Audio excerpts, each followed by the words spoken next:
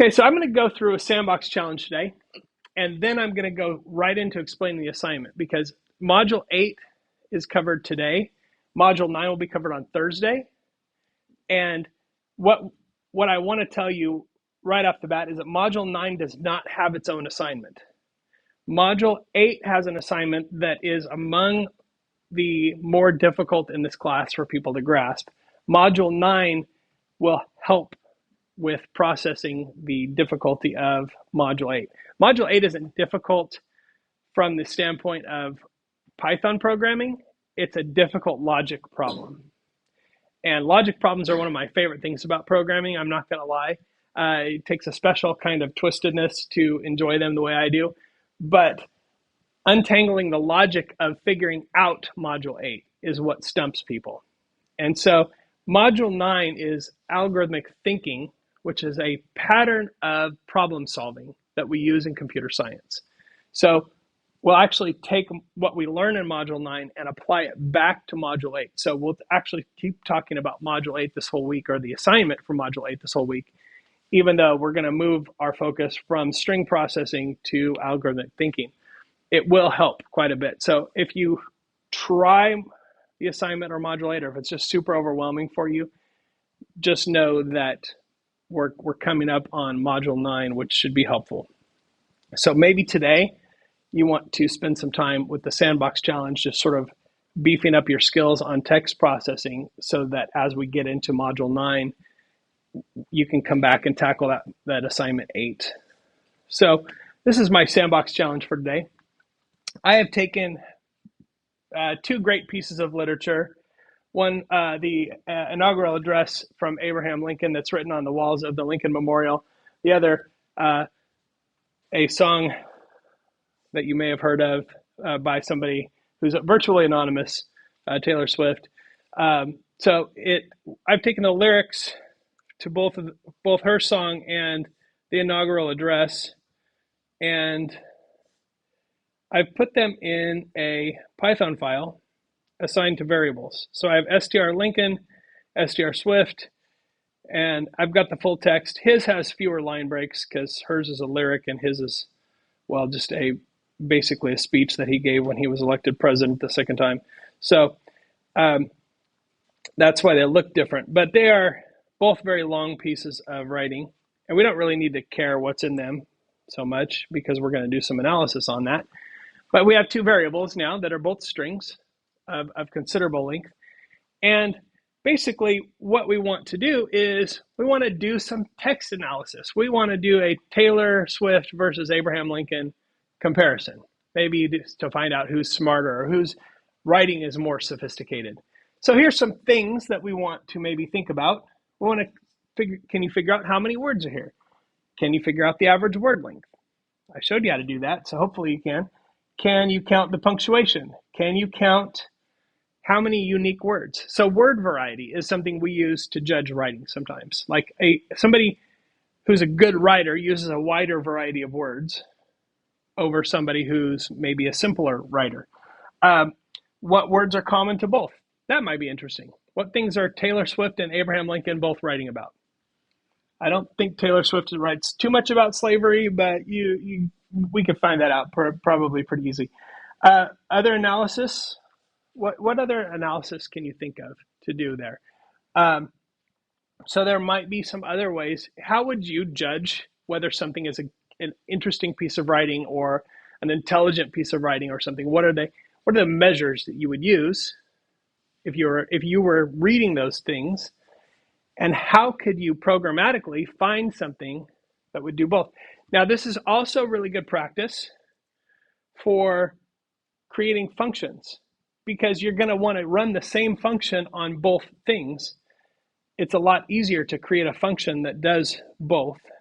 Okay, so let's say if I go to word count, that's an easy one, and I give it a piece of text as an argument, I'm going to equals str text dot split And then I'm going to say length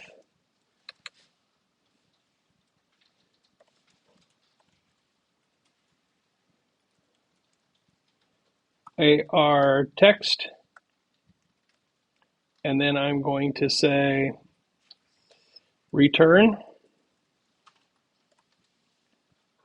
the length. Okay, so that's now going to give me the word count of each one. So if I print word count str Lincoln versus print word count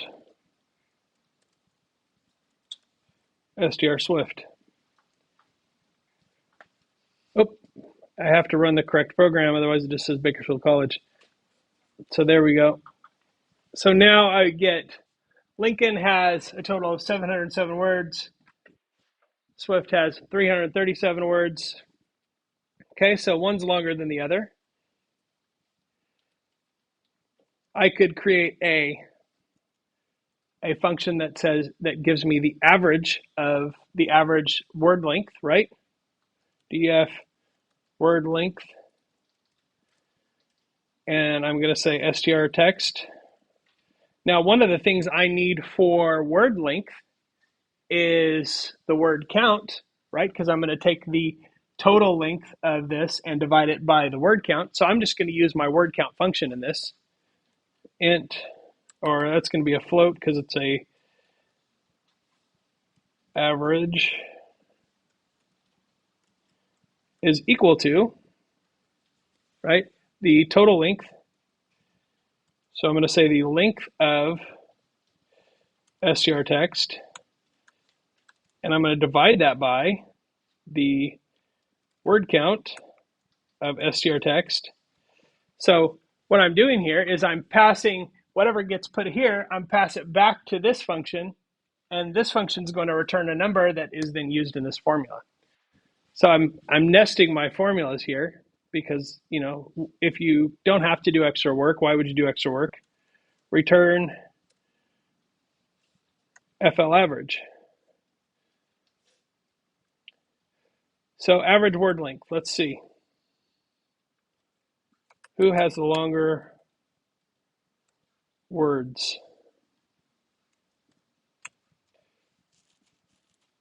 So the average word length, ooh, pretty comparative. Lincoln wins by just like a 0.2 of a character on average. So the average word length of those two is very similar. Makes me wonder, like maybe Taylor Swift is almost as smart as Lincoln. I don't know. Who can say really? So that's a text analysis that is based on functions. So you can see using these functions that return basic building blocks for things allows us to very quickly and very succinctly find out what I'm doing here. And it's semantically useful because I'm printing the word length for Lincoln, I'm printing the word length for Swift. I know exactly what I'm doing. Word length relies on word count, but I don't have to know that. It's a black box. They just work. So that's how you define functions that work well in this sort of atmosphere. And so that's the Sandbox challenge.